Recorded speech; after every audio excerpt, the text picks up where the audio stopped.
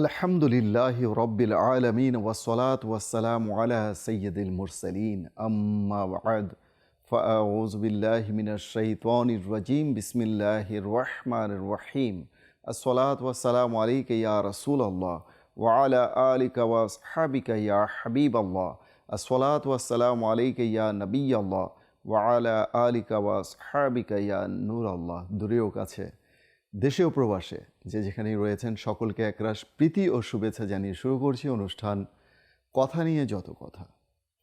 কথা নিয়ে যত কথা অনুষ্ঠানে যেমনটি আপনারা জানেন যে আমরা যত কথা বলি, আমাদের যে বাকশক্তি রয়েছে, আমাদের যে জিহ্বা রয়েছে মুখের মধ্যে, যত কথা বলি সকল কথাই কি কল্যাণকর, সকল কথাই কি মঙ্গলজনক, নাকি এই কথাও আমাদেরকে বিপদে ফেলতে পারে, এই কথা আমাদেরকে শেষ পর্যন্ত জাহান্নামে নিয়ে যেতে পারে?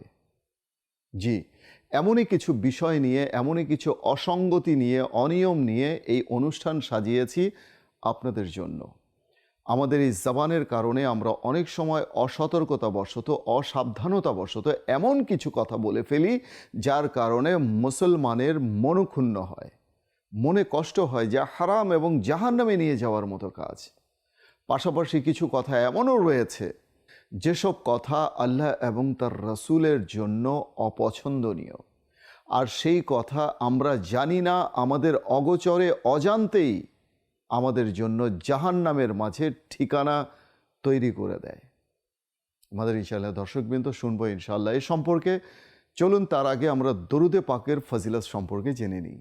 দরুদে পাকের অগণিত ফজিলত রয়েছে। লর্ড অফ ব্লেসিংস, রিসাইটিং দরুদে পাক আপন বিলভড প্রফেট সাল্লাল্লাহু তাআলা আলাইহি ওয়া আলিহি ওয়াসাল্লাম।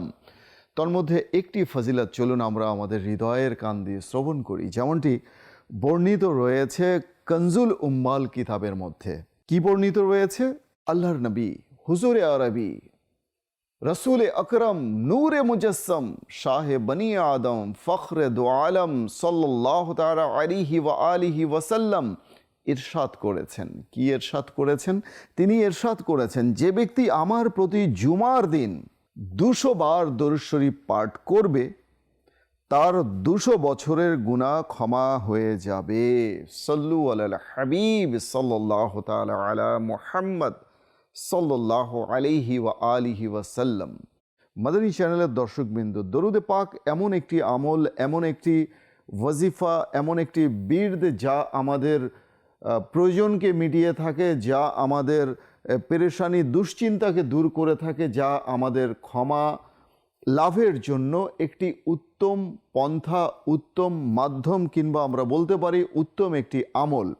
তো কাজেই এই দরুদে পাক পাঠের আমাদের অভ্যাস গড়ে তুলতে হবে, কেননা দরুদে পাক এমন একটি আমল রয়েছে যা বিনা দ্বিধায়, বিনা বাধায় আল্লাহ তাআলার দরবারে কবুল হয়ে থাকে। শুধু নিজেই কবুল হয় না, বরং এই দরুদে পাক বরং অন্যান্য আমলকেও কবুল করানোর একটি উত্তম মাধ্যম রয়েছে এই দরুদে পাক। আল্লাহ তাআলা আমাদেরকে অধিক থেকে অধিক হারে দরুদে পাক পাঠ করার তৌফিক দান করুন। মাদানী চ্যানেলের দর্শক ও শ্রোতা, চলুন বয়ান শ্রবণের পূর্বে আমরা ভালো ভালো কিছু নিয়ত করে নিই, কিছু গুড ইন্টেনশন আমরা তৈরি করে নিই মনের মধ্যে। আর তা হচ্ছে এই যে শুরু থেকে শেষ পর্যন্ত, from the beginning to the end, আমরা আল্লাহ তাবারাক ওয়া তাআলার সন্তুষ্টি এবং তার প্রিয় মেহবুব সাল্লাল্লাহু আলাইহি ওয়াসাল্লামের রেজামন্দি হাসিলের উদ্দেশ্যে এই প্রোগ্রাম দেখব। এই প্রোগ্রামের মাধ্যমে যে সকল মাদানী ফুল তথা শিক্ষণীয় বিষয়াদি আমরা লাভ করব, তা নিজের হৃদয়ের ফুলদানিতে সাজিয়ে এর সৌরভ দ্বারা নিজেকে সুরভিত করব, অর্থাৎ আমল করব। পাশাপাশি এই সৌরভ দ্বারা অন্য মুসলিম ভাইকেও সুরভিত করব, সুবাসিত করব, অর্থাৎ নেকির দাওয়াত দেব। কতই না সুন্দর কথা! ইসলাম মানেই হচ্ছে শান্তি। আলহামদুলিল্লাহ, ফুল কোড অফ লাইফ, পরিপূর্ণ জীবন বিধান। এমন কি নেই যা ইসলামে নেই? সব কিছু রয়েছে। Everything, each and everything is available in ইসলাম।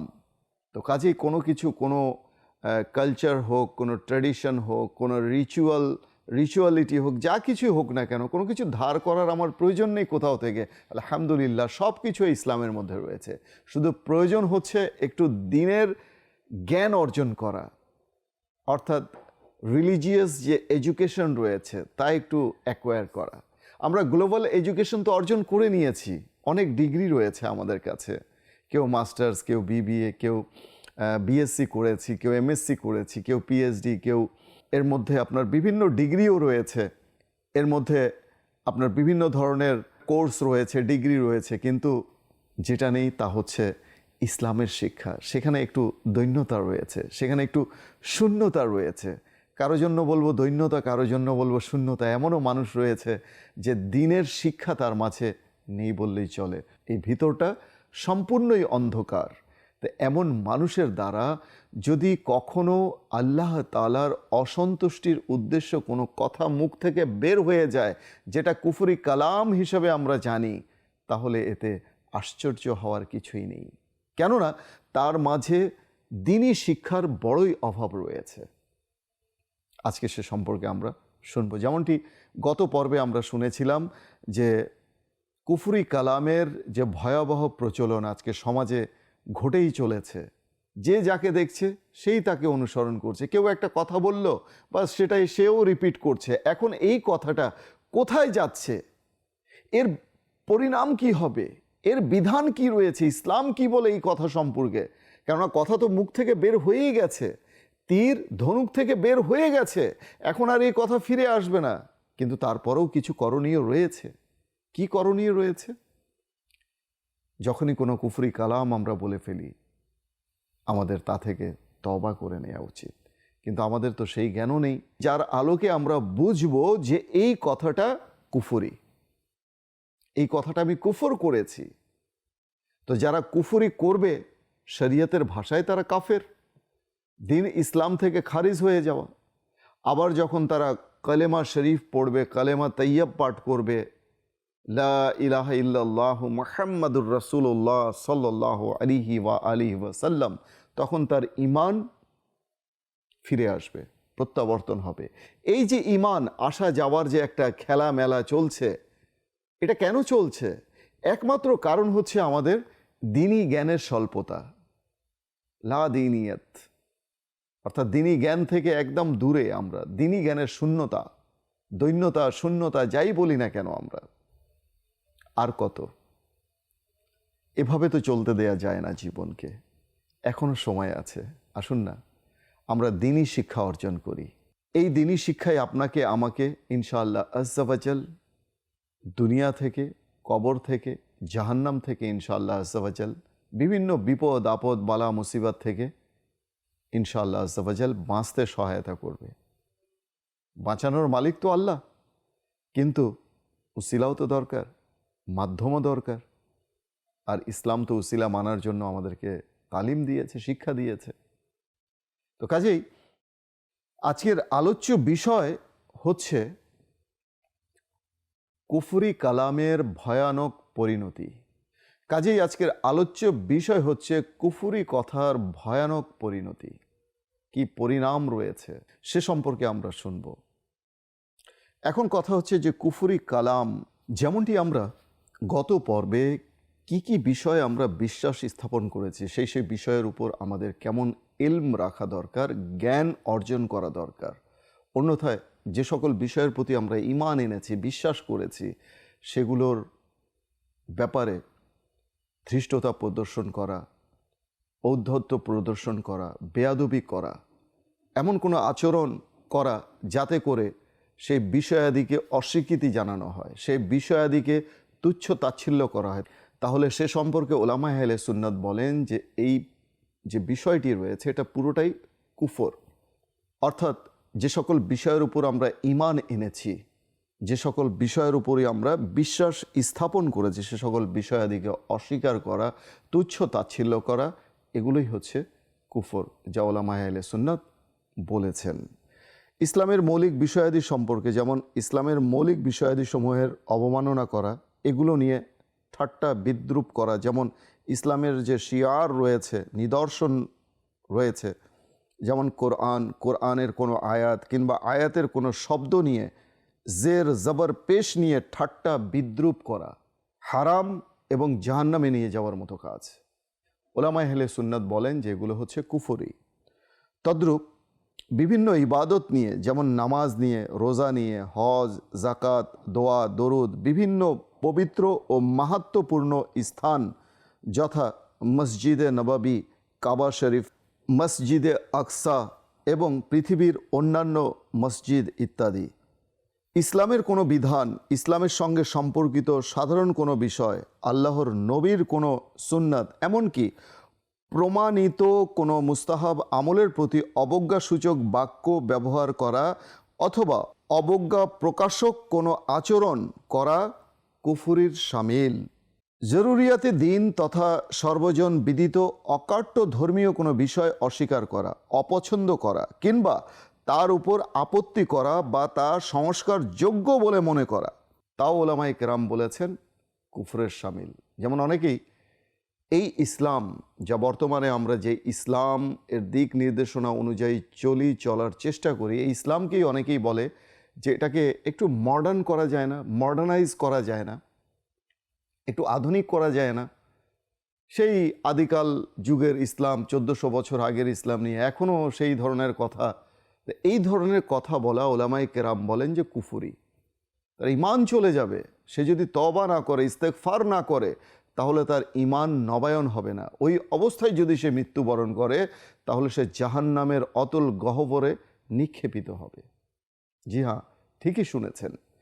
তদ্রূপ ইসলাম ত্যাগ করে অন্য কোনো ধর্ম গ্রহণ করা অথবা কোনো ধর্মকেই না মানা, এসবই হচ্ছে কুফরি।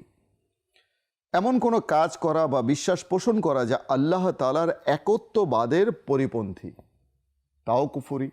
পাশাপাশি অন্যদের ধর্মীয় প্রতীক গ্রহণ করা। ধর্মীয় প্রতীক বিভিন্ন রয়েছে, এটা বুঝতেই পারছেন আপনারা। যেমন ইসলামের প্রতীক হচ্ছে চাঁদ, তারা, এরকম বিধর্মীদের যে ধর্মীয় প্রতীক রয়েছে সেগুলোকে পছন্দ করা, সেগুলোকে ব্যবহার করা। তো এই ধরনের ধর্মীয় প্রতীক ব্যবহার করা, এগুলো হচ্ছে কুফরি। অকাট্য প্রমাণ ছাড়া কোনো মুসলমানকে কাফের বলা, এটা কেমন?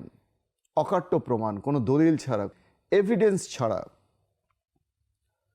যেমন বুখারী শরীফ এবং মুসলিম শরীফে বর্ণিত, আল্লাহ নবী সাল্লাল্লাহু আলাইহি ওয়াসাল্লাম ইরশাদ করেছেন, কোনো ব্যক্তি যদি অন্যায়ভাবে তার মুসলমান ভাইকে কাফের বলে, কাফের আমরা বলে ফেলি, আরে ও তো কাফের, ও তো এই, ও তো ওই, অনেক সময় আমরা বলে ফেলি। তো কোনো মুসলমানকে অকাট্য প্রমাণ ছাড়া কাফের বলা কেমন? তা আল্লাহ নবী ইরশাদ করছেন, নিঃসন্দেহে তাদের যে কোনো একজনের প্রতি কুফরি আপতিত হবে। তার কথায় বাস্তবতা না থাকলে কুফরি তার নিজের দিকেই প্রত্যাবর্তন করবে, ফিরে আসবে। কেউ কাউকে কাফের বলল, অথচ তার কুফরি প্রমাণিত নয়, সে প্রমাণ করতে পারেনি যে সে কুফরি করেছে, তাহলে সেই ফতোয়া, অর্থাৎ যেই কথাটা বলল, মন্তব্য করলো কাফের হিসাবে, সেই কাফের কথাটা তার দিকেই প্রত্যাবর্তন করবে, যেমনটি ওলামায়ে কেরাম বলে থাকেন। এই হাদিস থেকে স্পষ্টভাবে জানা যায় অকাট্য প্রমাণ ছাড়া কোনো মুসলমানকে কাফের বলা হারাম এবং জাহান্নামে নিয়ে যাওয়ার মতো কাজ। এমনকি অজ্ঞতাবশত এটা বলা যাবে না। আল্লাহ তাআলা আমাদেরকে বোঝার তৌফিক দান করুন। এর পাশাপাশি আমরা ধর্ম নিয়ে বিভিন্ন সময় বিভিন্ন কথা বলে থাকি। আল্লাহর নবীকে নিয়ে আমরা তার নবীর শানে কটূক্তি করে থাকি। যেমন কোনো ব্যক্তি যদি আল্লাহর নবীকে বলে যে আল্লাহর নবী নিরক্ষর ছিলেন, অশিক্ষিত ছিলেন, মাআযাল্লাহ, এখন এই কথা বলা কেমন? আর এই কথা কিসের ভিত্তিতে সে বলছে? যে আল্লাহর নবী সাল্লাল্লাহু আলাইহি ওয়াসাল্লামের কোনো শিক্ষক ছিল না, অথচ সম্পূর্ণ মিথ্যা অপবাদ দিল আল্লাহর নবীর প্রতি, ধৃষ্টতা প্রদর্শন করলো, নবীদ্রোহিতা যাকে বলে স্পষ্ট ভাষায়, এটা কুফরি। যেখানে আল্লাহ তাআলা স্বয়ং কোরআনুল করিমের মধ্যে ইরশাদ করেছেন, অর্থ পরম করুণাময় আল্লাহ, যিনি শিক্ষা দিয়েছেন কোরআন, তার হাবিবকে শিক্ষা দিয়েছেন, তিনি সৃষ্টি করেছেন মানুষকে, তিনি তাকে শিখিয়েছেন ভাষা। আল্লাহর নবী সাল্লাল্লাহু আলাইহি ওয়াসাল্লামের কোনো শিক্ষক না থাকার অর্থ তো এই হয় না যে আল্লাহর নবী অশিক্ষিত ছিলেন, নিরক্ষর ছিলেন। এটা কি হয়? আল্লাহ তাআলা স্বয়ং বলছেন যে আমি শিক্ষা দিয়েছি কোরআন আমার মেহবুবকে, আমার হাবিবকে। আর শিক্ষক না থাকার সেখানেও একটা কারণ আছে। কোনো শিক্ষক যদি তার শিক্ষার্থীকে কোনো শিক্ষা দিয়ে থাকে, তাহলে শিক্ষকের মর্যাদা শিক্ষার্থীর চেয়ে ঊর্ধ্বে হয়ে যায়। আল্লাহ তাআলা তো চান না যে তার মেহবুবের চেয়ে অধিক মর্যাদা কারো হোক। এটা তো আল্লাহ তাআলা চান না। এই জন্য আল্লাহ তাআলা ইরশাদ করছেন যে আমি নিজে শিক্ষা দিয়েছি আমার হাবিবকে কোরআন। কেমন শিক্ষা দিয়েছেন? মুফাসসিরে কোরআন বলেন, যা ঘটে গেছে, যা অতীত হয়ে গেছে শুরু থেকে নিয়ে ফ্রম দ্য বিগিনিং, সেই জ্ঞান, এবং যা হবে, হতে থাকবে কিয়ামত পর্যন্ত, তার সব জ্ঞান আল্লাহর নবীকে আল্লাহ তাআলা দান করেছেন। তো এতে আমরা বুঝতে পারলাম যে আল্লাহ তাআলা স্বয়ং শিখিয়েছেন, স্বয়ং শিক্ষা দিয়েছেন। তাহলে এ কথা বলা কেমন? সাহাবায়ে কেরাম কোনো বিষয় জানতে চাইলে আল্লাহর নবীর দরবারে হাজিরি দিতেন। ইয়া রাসূলুল্লাহ, আমার মা বাবা আপনার কদমে উৎসর্গিত হোক, আপনি বলে দিন। এই প্রশ্নের জবাব আপনি জানিয়ে দিন, বলে দিন ইয়া রাসূলুল্লাহ। সাহাবায়ে কেরাম হাজিরি দিতেন। সাহাবায়ে কেরাম কি কখনো বলেছেন? কিতাবে আছে যে আল্লাহ নবী সাল্লাল্লাহু আলাইহি ওয়াসাল্লাম অজ্ঞ ছিলেন? মাআযাল্লাহ, নাউযুবিল্লাহ, বলেননি। তাহলে আমরা কেন বলছি? এটা ধৃষ্টতা, এটা নবীদ্রোহিতা। আর এই কথা বান্দাকে কোথায় নিয়ে যাবে জাহান্নামের অতল গহ্বরে, বান্দা চিন্তাও করতে পারবে না। চলুন আরও সামনে অগ্রসর হই। এর পাশাপাশি বিভিন্ন গান বাজনায় যেসব কথাবার্তা আমরা শুনি, গানের পংক্তিগুলো, স্বরলিপি, গীতিকাব্য, যে কথাগুলো আমরা শুনি, সেই কথাগুলোর মধ্যে অনেক সময় কুফরি লুকায়িত থাকে, যা আমরা সেটাকে আইডেন্টিফাই করতে পারি না। এটা তো করতে পারবেন উলামায়ে কেরাম, ইসলামিক স্কলার্স যারা, তারা বুঝবেন যে এটা কুফরি। গান বাজনা থেকেও আমাদেরকে বেঁচে থাকতে হবে, কেননা এর আযাব কেউ সহ্য করতে পারবে না। কনজুল উম্মাল কিতাবের মধ্যে বর্ণিত রয়েছে, হযরত সৈয়দনা আনাস বিন মালিক রাদিয়াল্লাহু তাআলা আনহু থেকে বর্ণিত, যে ব্যক্তি কোনো গায়কের নিকটে বসে গান শুনল, কিয়ামতের দিন আল্লাহ পাক তার কানে গলিত সীসা ঢেলে দেবেন। তো কাজেই আমরা বুঝতে পারলাম যে গান বাজনা শোনা হারাম। কিতাবে এসেছে, উমদাতুল কারি কিতাবের মধ্যে বর্ণিত, প্রিয় নবী হুজুরে আরবি সাল্লাল্লাহু আলাইহি ওয়াসাল্লাম ইরশাদ করেন, শেষ যুগে আমার উম্মতের একটি সম্প্রদায়কে বিকৃত করে বানর ও শূকর বানিয়ে দেয়া হবে। আল আমান ওয়াল হাফিজ।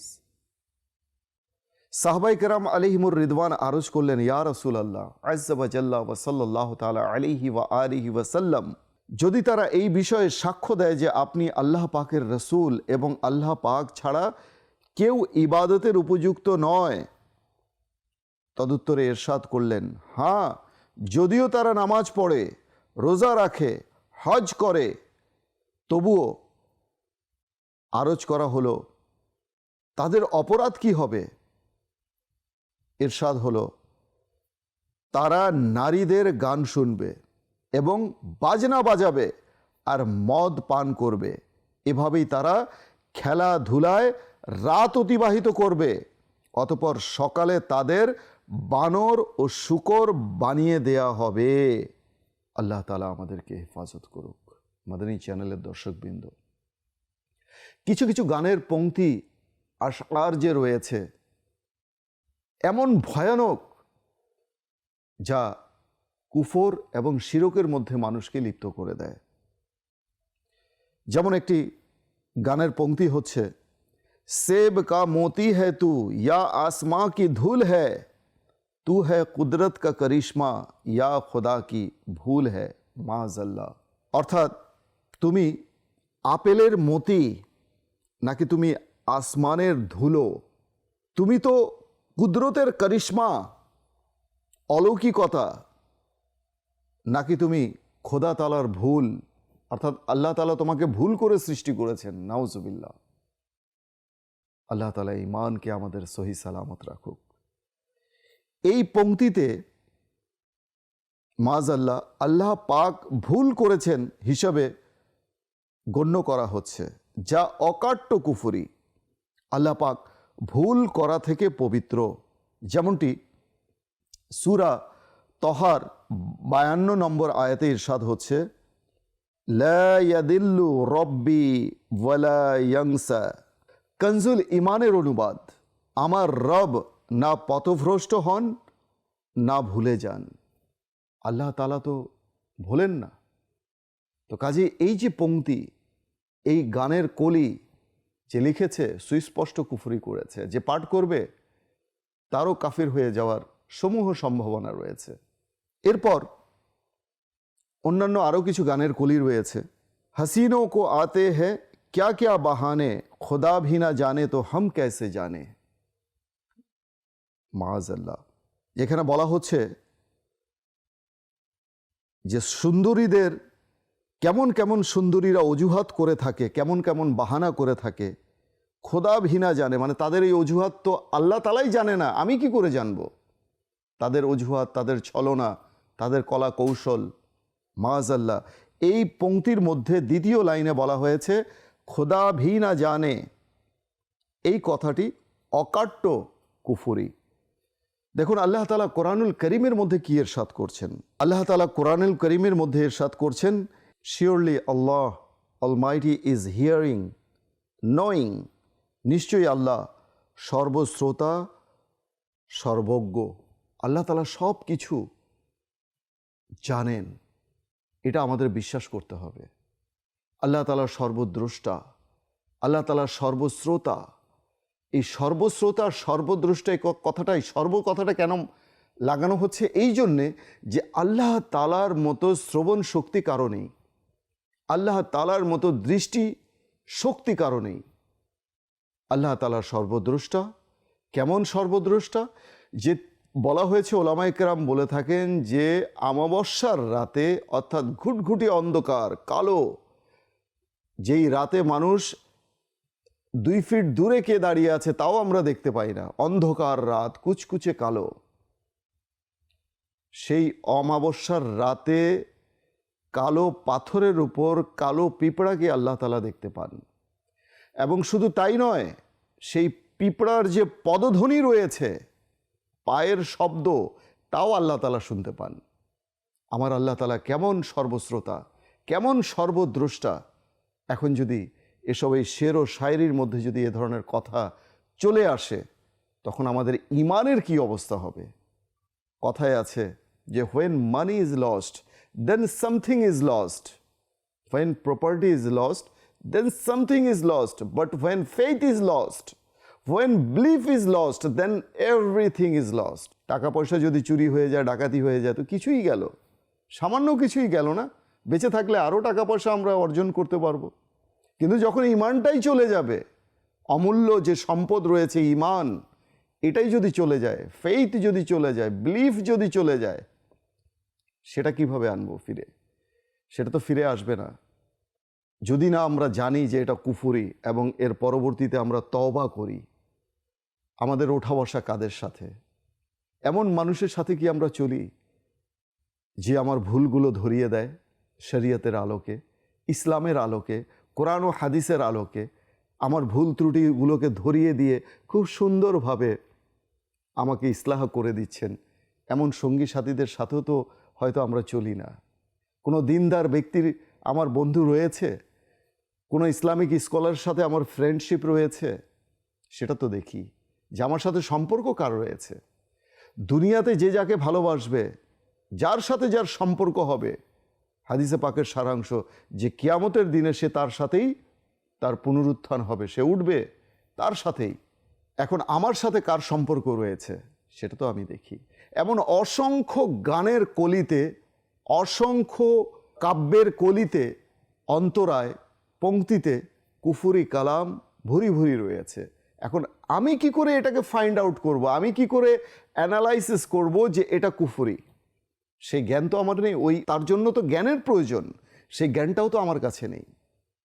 এখন আমার কোনো বন্ধু যদি আলিমে দিন হন, ইসলামিক স্কলার্স হন, তাহলে উনি আমার ভুলটা ধরিয়ে দেবেন, সংশোধন করে দেবেন। কিন্তু আমার বন্ধুত্ব তো আলিমদের সাথে না। এরকম অনেক হতভাগা মানুষ রয়েছেন যে দিনদার মানুষদের থেকে মুখ লুকিয়ে, মুখ মানে চুরি করে পালিয়ে বেড়ায়, যে এই বোধহয় এখন বোধহয় দিনের নসিহত দিতে চলে আসবেন, এই বোধহয় এখন উপদেশ দিতে থাকবেন। বিরক্ত মনে করেন অনেক, এমন রয়েছেন মাআযাল্লাহ। ওই সকল মানুষের সম্পর্ক দেখা যায় যে কোনো মদখোর মানুষের সাথে, কোনো জুয়ারি মানুষের সাথে, কোনো মিথ্যাচার ফাজির ও ফাসিকের সাথে, এমন মানুষের সাথে তার সম্পর্ক রয়েছে। সেই মানুষ তাকে কোথায় নিয়ে যাবে বলেন? জান্নাতে নিয়ে যাবে নাকি জাহান্নামে? তো কাজেই বন্ধুত্ব করার আগে, বিফোর মেকিং ফ্রেন্ডশিপ, একবার নয় 10 বার ভাবুন যে আমি কার সাথে ফ্রেন্ডশিপ আমি তৈরি করছি। আবার আমরা বলে থাকি বেস্ট ফ্রেন্ড, ইন্ট্রোডিউস করাই, let's meet, he is my best friend. তো যে বন্ধু নামাজ পড়ে না, বেনামাজি, যে বন্ধু সিনেমা হলে নিয়ে যায়, যে বন্ধু অন্যায়, অবিচার এবং গুনাহের কাজের মধ্যে লিপ্ত করে দেয়, সেই বন্ধু কি করে বেস্ট ফ্রেন্ড হতে পারে? এটা তো বুঝে আসে না। কাজেই আমাদের রুচিকে বদলাতে হবে, আমাদের চিন্তাধারাকে বদলাতে হবে, আমাদের নিজেকে বদলাতে হবে। বছর তো বদলে গেল, ক্যালেন্ডারও বাসায় বদলে গেল, আমি কি নিজেকে কি বদলাতে পেরেছি? এটা নিজের বিবেককে আমরা প্রশ্ন করি। মাদানী চ্যানেলের দর্শকবৃন্দ, সময় আজ এখানেই শেষ। দেখা হবে ইনশাআল্লাহ আজ্জা ওয়া জাল পরবর্তী পর্বে নতুন কোনো বিষয় নিয়ে। সে পর্যন্ত ভালো থাকুন, সুস্থ থাকুন, দেখতে থাকুন মাদানী চ্যানেল বাংলা। সাল্লু আলাল হাবিব সাল্লাল্লাহু তাআলা আলা মুহাম্মদ সাল্লাল্লাহু আলাইহি ওয়া আলিহি ওয়াসাল্লাম।